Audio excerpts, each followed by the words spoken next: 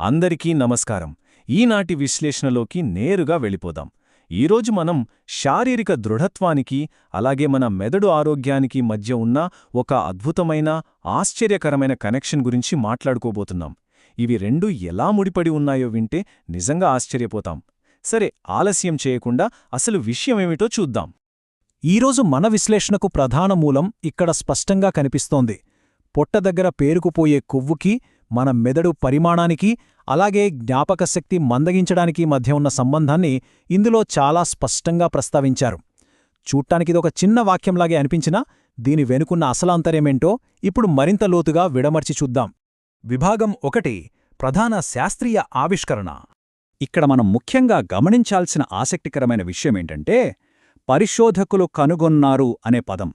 అంటే ఇది ఎవరో ఊహించి చెప్పిన మాట కాదు, లేదా ఎక్కడో చదివిన సాధారణ అభిప్రాయమంతకన్నా కాదు. ఇది పక్కాగా శాస్త్రీయంగా నిరూపించబడిన ఒక స్పష్టమైన ఫ్యాక్ట్. దీని వెనక చాలా బలమైన రీసెర్చ్ ఉందన్నమాట. అసలీ మొత్తం కథ ఎక్కడ మొదలవుతుంది? సరిగ్గా ఎక్కడే, పొట్ట దగ్గర కొవ్వును తగ్గించడం. ఇదే దీనంతటికీ ట్రిగ్గర్ పాయింట్. అంటే మన మెదడుకు జరిగే మేలంతా కూడా కేవలం ఈ ఒక్క శారీరక మార్పుతోనే స్టార్ట్ అవుతుందన్నమాట. మనం భౌతికంగా తీసుకునే ఈ చిన్న చర్య మెదడు పనితీరులో వచ్చే మార్పులకు ఒక బలమైన పునాదిలాంటిది. విభాగం 2: భౌతికంగా మెదడు పరిమాణాన్ని కాపాడుకోవడం. పొట్ట తగ్గించడం వల్ల జరిగే అద్భుతం ఏంటంటే, ఇది మెదడు పరిమాణాన్ని కాపాడుతుంది. సాధారణంగా వయసు పెరుగుతున్న కొద్దీ మెదడు పరిమాణం కుచించుకుపోవడం లేదా ష్రింక్ అవ్వడం అనేది సహజం. కాని మనం గమనిస్తున్న ఈ పరిశోధన ప్రకారం కేవలం పొట్ట దగ్గర కొవ్వును తగ్గించడం ద్వారా మెదడు భౌతికంగా ష్రింక్ అవ్వకుండా ఒక అద్భుతమైన రక్షణ కవచం ఏర్పడుతుందన్నమాట. ఈ రెండింటి మధ్య ఉన్న లింక్ ఒకసారి గమనిద్దాం. ఒకవైపు మనం చేసే యాక్షన్, అదే పొట్ట దగ్గర కొవ్వును తగ్గించడం, దానికి రిజల్ట్గా మనకు దొరికే డైరెక్ట్ బెనిఫిట్ మెదడు పరిమాణాన్ని కాపాడుకోవడం. శరీరంలో ఒకచోట జరిగే మార్పు నేరుగా మన మెదడు నిర్మాణం మీద ఇంత పెద్ద ప్రభావాన్ని చూపిస్తుందంటే ఇది నిజంగా ఒక గేమ్ చేంజర్ లాంటి విషయమే కదా.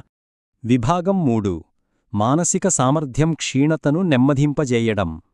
ఈ మొత్తం ప్రాసెస్లో అత్యంత ముఖ్యమైన రిజల్ట్ ఏంటంటే, ఇది అభిజ్ఞా క్షీణతను నెమ్మదింపజేస్తుంది. అంటే సింపుల్గా చెప్పాలంటే మన ఆలోచనాశక్తి తగ్గకుండా చూస్తుందన్నమాట. మెదడు భౌతిక నిర్మాణాన్ని కాపాడుకోవడమనేది ఊరికే పోదు. అది నేరుగా మన జ్ఞాపకశక్తి మందగించడాన్ని బాగా డిలే చేస్తుంది. హార్డ్వేర్ బాగుంటే సాఫ్ట్వేర్ ఎంత స్మూత్గా రన్ అవుతుందో ఇది అంతే. నిర్మాణాన్ని రక్షించుకోవడం ద్వారా మెదడు పనితీరును ఎలా కాపాడుకోవచ్చో ఇది క్లియర్గా చెప్తోంది. ఇప్పుడు ఈ మొత్తం ప్రాసెస్ ఎలా ఒకదానికొకటి కనెక్ట్ అయ్యిందో చూద్దాం. ఒక చైన్ రియాక్షన్లా ఊహించుకోండి. మొదటి దశలో పరిశోధకుల ఆవిష్కరణ ఉంది. అది రెండవ దశ అయిన పొట్టకొవ్వు తగ్గింపు ప్రాముఖ్యతను చూపిస్తోంది. అక్కడి నుండి మూడవ దశకు వస్తే మెదడు పరిమాణం సేఫ్ అవుతోంది. ఫైనల్గా అది నాల్గవ దశ అయిన ఆలోచనాశక్తి క్షీణతను అడ్డుకోవడంతో ముగుస్తుంది. ఈ అడుగులన్నీ ఒకదానికొకటి ఎంత పర్ఫెక్ట్గా లింక్ అయ్యున్నాయో గమనించవచ్చు. సరే, ఇప్పుడు ఈ రెండు విభిన్నమైన లాభాలను పక్కపక్కన పెట్టి పోల్చి చూద్దాం. ఒకవైపు కంటికి కనిపించే భౌతిక నిర్మాణం, అదే మెదడు పరిమాణాన్ని కాపాడుకోవడం. ఇంకోవైపు కంటికి కనిపించని మానసిక పనితీరు, అంటే జ్ఞాపకశక్తి తగ్గడాన్ని నెమ్మదింపజేయడం. ఇక్కడసలు మ్యాజిక్ ఏంటంటే, ఈ రెండు అద్భుతమైన ప్రయోజనాలు కేవలం ఒకే ఒక్క యాక్షన్ నుండి పుట్టుకురావడం. ఇది నిజంగా మైండ్ బ్లోయింగ్ ఫ్యాక్ట్ కదూ. ఈనాటి విశ్లేషణను ముగించే ముందు ఒక ఆసక్తికరమైన ప్రశ్న గురించి ఆలోచిద్దాం. శారీరకంగా వచ్చే ఇలాంటి మార్పులు మన మానసిక దీర్ఘాయువుపై ఇంత డైరెక్ట్గా ప్రభావం చూపిస్తున్నప్పుడు మన శరీరం, మెదడు ఇంకెన్ని అద్భుతమైన మార్గాల్లో ఒకదానితో ఒకటి కనెక్ట్ అయి ఉండవచ్చు? మన ఫిజికల్ హెల్త్కి, బ్రెయిన్ ఫంక్షన్కి మధ్య ఉన్న ఈ సంబంధం గురించి మరింత లోతుగా ఆలోచించడానికి ఈ ఆవిష్కరణ ఖచ్చితంగా ఒక గొప్ప స్టార్టింగ్ పాయింట్.